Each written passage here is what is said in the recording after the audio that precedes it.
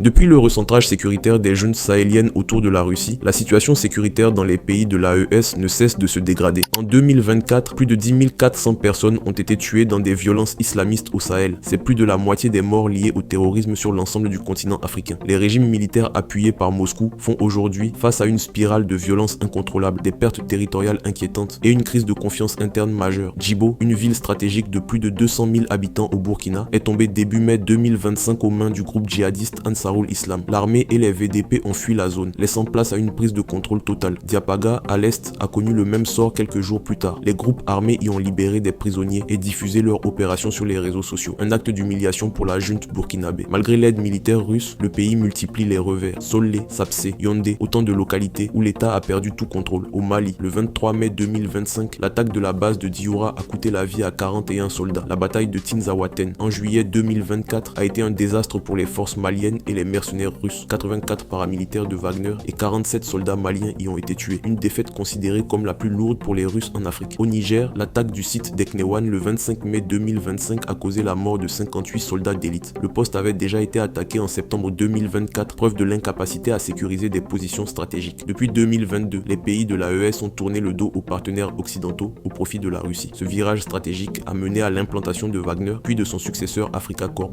ainsi qu'à la livraison de matériel militaire, souvent obsolète. Mais ce partenariat soulève de plus en plus de critiques. Exactions contre les civils, échecs militaires répétés ou encore exploitation des ressources locales. En 2024, les décès liés aux attaques djihadistes ont augmenté de 67% par rapport à 2023. Le nombre de morts en 2025 est déjà plus de 2 fois supérieur à celui de 2020, l'année du premier coup d'état militaire au Mali. Le retrait des pays de l'AES, de la CEDEAO et de la force multinationale mixte a affaibli la coopération régionale, ouvrant la voie à l'expansion vers les pays côtiers. Le pari des juntes militaires sur la Russie comme partenaire de sécurité se révèle à ce jour inefficace. Les chiffres sont sans appel. Plus de 10 000 morts en 2024, des villes majeures perdues, des soldats en déroute et des populations civiles prises au piège. Alors que l'insécurité ne cesse de croître, la question se pose. La Russie est-elle réellement un partenaire fiable ou bien un catalyseur du chaos au Sahel ?